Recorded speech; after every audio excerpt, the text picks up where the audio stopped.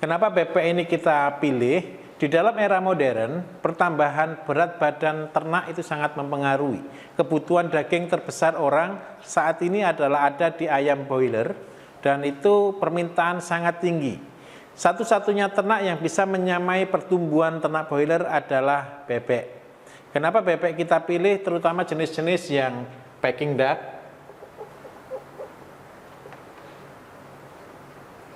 Kita pilih karena apa? Dia punya pertumbuhan yang cepat.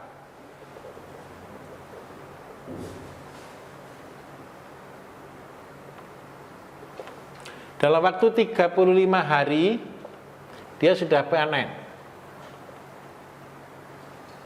Sudah berat 1,3 kilo. Dan ini adalah satu ternak yang cepat dalam pertumbuhannya. Kemudian yang kedua, keuntungan bebek adalah dia bisa kita membuat multi breeding dengan peternakan dan dengan pembesaran sekaligus. Bebek ini kita pilih karena apa? Karena dia cepat. Kemudian yang kedua, dia lebih rendah resiko dibanding dengan yang lainnya. Ketika saya memulai dengan bebek, waktu itu saya berpikir ini sangat sulit. Karena apa? Pakannya sangat banyak. Dia punya rasio pakan untuk menghasilkan 1 kilo daging. Dia membutuhkan 4 kilo pakan. Jadi untuk menghasilkan 1 kilo daging, dia butuh 4 kilo pakan. Kelebihannya bebek adalah dia menggunakan pakan yang kurang bagus sekalipun is okay untuk pakan bebek. Jadi dengan protein yang lebih rendah, dia masih bisa terima. Nah, bagaimana cara untuk kita bisa melakukan sistem integrated antara bebek dengan puyuh, dengan kambing, dengan ayam, adalah kita lakukan dengan sistem seperti ini. Ketika kita punya bebek, kita lebih baik kita mulai dari induk dulu, 10 induk bebek. 10 induk bebek betina. Ini sudah sangat luar biasa. 10 induk betina ini kita sudah cukup untuk melakukan proses pembuatan breeding. Apa alasannya? Kita mulai dari 10 ekor yang setiap hari bertelur antara 50 sampai 60% maksimalnya. Berarti setiap hari dia memproduksi telur antara 50 butir telur. Kita crosskan, kita kawinkan dengan itik pedaging unggul. Kita bisa pakai Peking duck atau kita bisa pakai jenis-jenis yang lain, Campbell. Ketika kita menghasilkan konsep ini sangat mendukung di dalam integrated farm saya. Karena apa? Di dalam salah satu konsep integrated farm yang diperlukan adalah breeding. Semua yang ada di dalam integrated farm yang kita pelajari, semua benih harus diproduksi sendiri, tidak boleh beli. Jadi ketika kita mulai start awal, kita walaupun jumlah sedikit, tapi kita akan membuat produksi yang besar dari sana. Jadi kita mulai dari 10 ekor induk bebek dengan penghasilan telur sekitar 50-60% per hari. Jadi dia bisa menghasilkan telur sebanyak 5 butir telur per hari. Dan itu kita akan tetaskan. Kelemahannya bebek, minta maaf, dia memerlukan listrik. Karena dia tidak bisa mengerami telurnya sendiri. Ini jeleknya bebek. Jadi kalau kita pelihara bebek, biasanya harus memerlukan listrik. Karena apa? Dia untuk penetasan kita memerlukan hatchery. Nah, setiap hari kita bisa produksi 5. Kalau 1 bulan berarti kita menghasilkan telur 150 butir. Kita bisa mendapatkan hasil untuk induk 25%-nya. Berarti kita bisa mendapatkan sekitar 30 sampai 40 ekor per bulan. Ini pun kita bagi lagi, kita seleksi ulang untuk induk.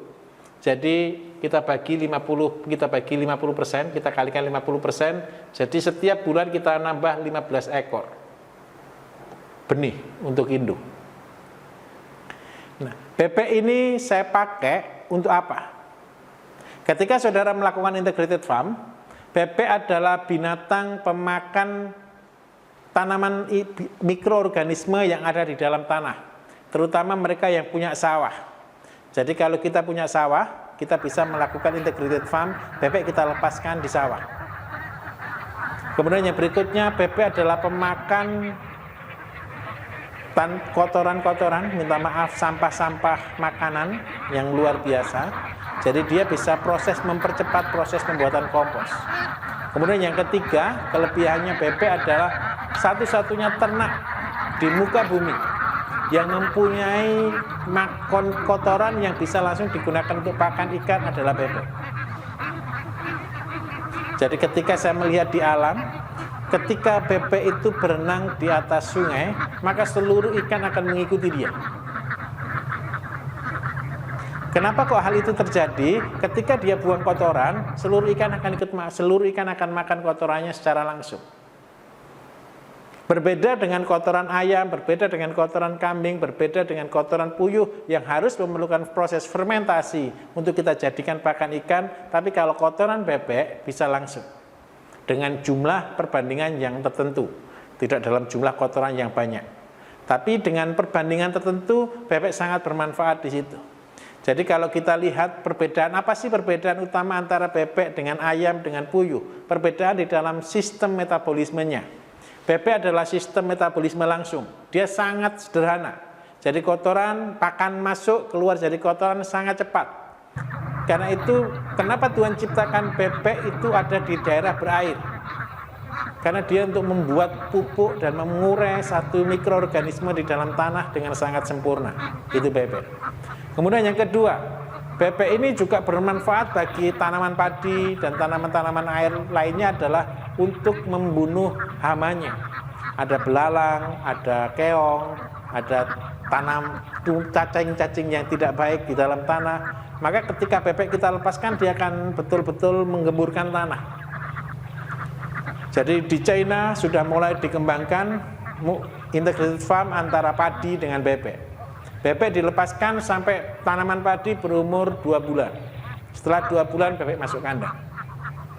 Ini yang dilakukan. Tujuannya untuk apa? Untuk memakan rumput yang baru tumbuh, kemudian untuk makan keong, untuk makan hama-hama yang ada di bawah tanaman padi. Ini tugasnya bebek. Kemudian kelebihan lain apa kalau kita mempunyai bebek? Adalah kita mempunyai penghasilan harian yang luar biasa. Jadi kemarin ketika saya di Nias, saya melihat orang-orang sudah mulai praktek antara padi dengan bebek. Jadi bebek dilepaskan di tanaman-tanaman sawah itu sebelum dia panen.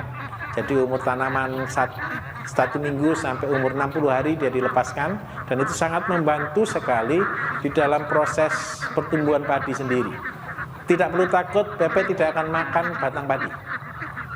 Bebek tidak akan makan batang padi. Tapi nanti ketika tanaman sudah mulai berbuah, bebek jangan dilepas. Dia akan makan buahnya padi. Karena itu ketika umur 60 hari dia harus masuk kandang. Jadi tugasnya bebek ini, ketika kita punya mesin penghasil telur yang luar biasa seperti bebek, ini akan menguntungkan kita. Kenapa kok ini begitu menguntungkan? Karena dia akan bertelur selama 8 bulan sepanjang tahun. Jadi kalau ayam kampung 1 tahun cuma 40 butir, tetapi kalau bebek ini 1 tahun bisa keluar 8 bulan kali 10, 8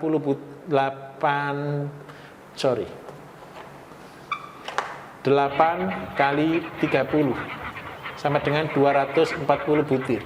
Kalau ayam ini bebek, kalau ayam 40 butir sampai maksimal 100 butir per tahun. Ini perbedaannya. Jadi karena itu kalau untuk memproduksi daging tercepat adalah bebek. Karena apa? Beratnya besar dan dia produksi telurnya dalam waktu yang lama. Dibanding dengan puyuh, puyuh menghasilkan daging cuma maksimal 1 ekor 150 gram, sedangkan bebek bisa menghasilkan 1,5 kilo. Idealnya dia adalah 1,3 kilo. Jadi manfaat-manfaat dalam kita memelihara bebek adalah ketika kita menghasilkan kebutuhan daging yang dalam jumlah yang banyak. Ini yang kita perlukan. Di dalam peritikan kita akan melakukan satu revolusi untuk bagaimana mengubah image daging bebek yang penuh dengan kolesterol, yang penuh dengan penyakit, untuk kita menjadikan sehat. Karena saya tadi katakan bebek adalah satu ternak yang bisa dibuat sangat cepat pertumbuhannya.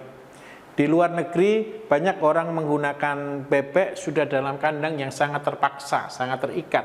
Dia dibuatkan tanpa space, dia cuma bisa diam. Bahkan hari-hari ini seluruh industri untuk bebek memberi makannya pun tidak seperti yang alami. Jadi bebek kita berikan spet, kita tembak, jadi kita kasih makan dengan, pokoknya dia suruh buka mulut tembak, suruh buka mulut tembak seperti itu, dan sangat buruk perlakuannya. Dan inilah yang hari ini beredar di seluruh dunia produksinya. Ini yang membuat bebek ini sangat tidak bagus. Kenapa kok tidak bagus? Karena dia full lemak. Kemudian yang kedua, bebek ini tidak bisa bergerak sama sekali. Kita bisa melihat di banyak YouTube, banyak beredar di internet bagaimana pemeliharaan bebek yang modern itu seperti itu. Dan kita akan berubah karena kita punya visi yang berbeda untuk membuat bebek yang sehat. Kita akan olah bebek dengan cara yang alaminya dia. Ini akan membuat perbedaan besar nantinya. Apa perbedaan besarnya nanti? Adalah ketika kita membuat bebek, saya yakin Tuhan kita tidak salah menciptakan bebek harus ada di bumi. Tugas kita adalah menaruh bebek pada tempatnya. Dan ini yang akan kita lakukan. Kita menaruh sebagai pengelola kerajaan surga, kita akan mengelola apa yang sudah Tuhan ciptakan, kita taruh pada tempatnya masing-masing. Sehingga terjadi satu proses kembali ekosistem dengan caranya Tuhan. Dan ini yang akan membuat perbedaan besar nanti di dunia ini. Dan produksinya akan memang tidak sefantastik yang seperti cara modern, tapi kita akan bisa menghasilkan penghasilan bukan dari keuntungan secara tidak benar, tapi kita akan mendapatkan penghasilan dengan cara yang baik dan berperi kehewanan. Jadi kita menghormati ciptaan Tuhan, kita mendapatkan hasil yang baik dari sana dengan perbedaan konsep pemeliharaan. Ini yang kita lakukan.